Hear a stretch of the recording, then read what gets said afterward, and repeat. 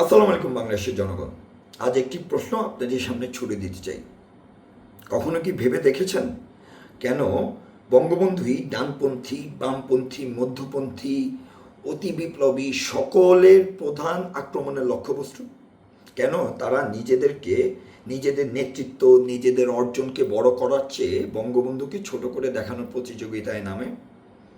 কেন তারা ধানমন্ডি ৩২-এর প্রশ্নে তথাকথিত সুশীল, কমরেড, মোল্লা, মুজাহিদা সবাই একই কাতারে দাঁড়ায়? কারণ তারা জানেন বাংলাদেশের ইতিহাসে কেন্দ্রের বিন্দুতে একটি নাম দাঁড়িয়ে আছে, বঙ্গবন্ধু শেখ মুজিবুর রহমান। আর বাংলাদেশ আওয়ামী লীগকে আমি যদি একটি রাজনৈতিক দল হিসেবে বিবেচনা করি, তাহলে আমরা মস্ত বড় ভুল করব। বঙ্গবন্ধু ওনার নেতৃত্ব, ওনার আত্মত্যাগ, ওনার নিষ্ঠা দিয়ে এই দলটিকে জনগণের হৃদয়ে প্রতিষ্ঠিত করে গেছেন। আর 15ই আগস্টের সেই নির্মম হত্যাকাণ্ড বঙ্গবন্ধু পরিবারকে বাংলাদেশ আওয়ামী লীগের সাথে আজীবন একটি কানেকশন তৈরি করে দিয়ে গেছেন।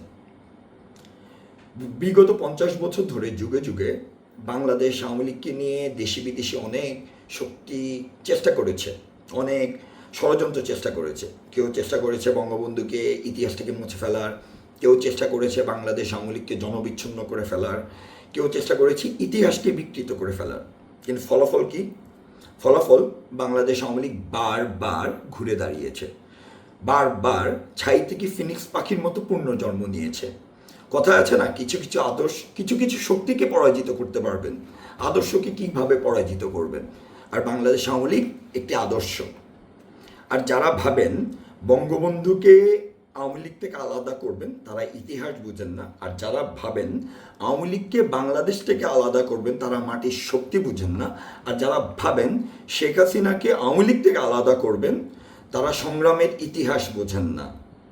এই তিনটি জিনিস একই সুতোয় গাঁথা।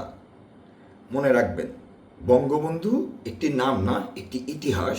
আওয়ামী লীগ একটি দল না, একটি রাজনৈতিক ধারাবাহিকতা। আর বাংলাদেশ একটি ভূখণ্ড নয়, একটি অর্জিত চেতনা। জয় বাংলা।